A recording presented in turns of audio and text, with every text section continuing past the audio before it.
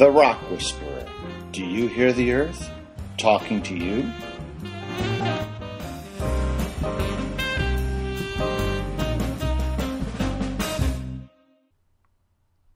The Weather Unit, Conduction, Convection, and Radiation, 5-4. So heat can be transferred through one of three different ways.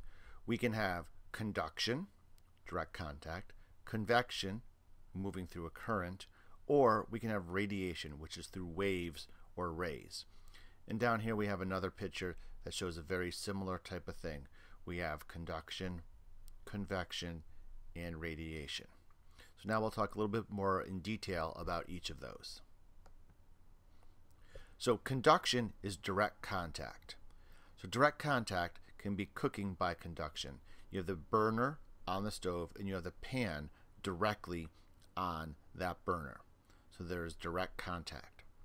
Also, when we talk about conduction, we're talking about the molecules are in direct contact with each other. So when this one molecule gets heated, that molecule is going to move faster. And when that molecule moves faster, it bumps into the surrounding molecules. So then those molecules start to move faster. And then they bump into the adjacent molecules. And that continues on until the whole surface is heated.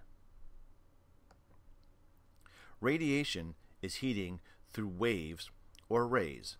Obviously, the one primary example that we've talked about a lot this year is the sun. The radiation, the rays from the sun help to heat the earth. Another common example for many of us would be through fire, through our wood stoves that we have. So there's heat transfer. So the closer together you are, the more intense it is, and the further away, the less intense it is. But there's no direct contact. It's not through a current of any sort. It's just the heat is radiating out through those waves. And the last example is convection. So convection currents are when warm air rises and we have cool air that fills in and replaces it. Warm air is less dense than cold air, so therefore that's why it rises. But air is a fluid. It has different densities. Water is also a fluid. It has different densities. So in this particular example, if we heat the middle of the beaker, the center column of water will heat up. As it gets to the top, it will cool.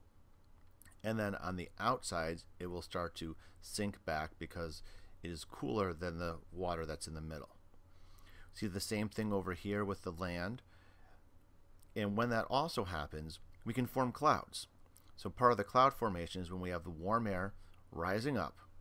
As it rises, it begins to expand, and as it expands and there's less pressure, it also cools.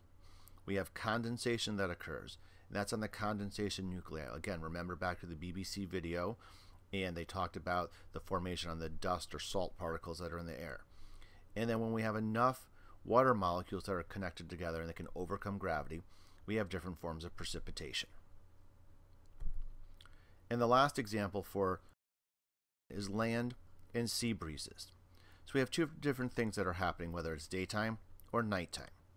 So during the day, the land heats up quicker than the water. Because the land heats up quicker, it's hotter. Therefore, the air over the top of the land will rise.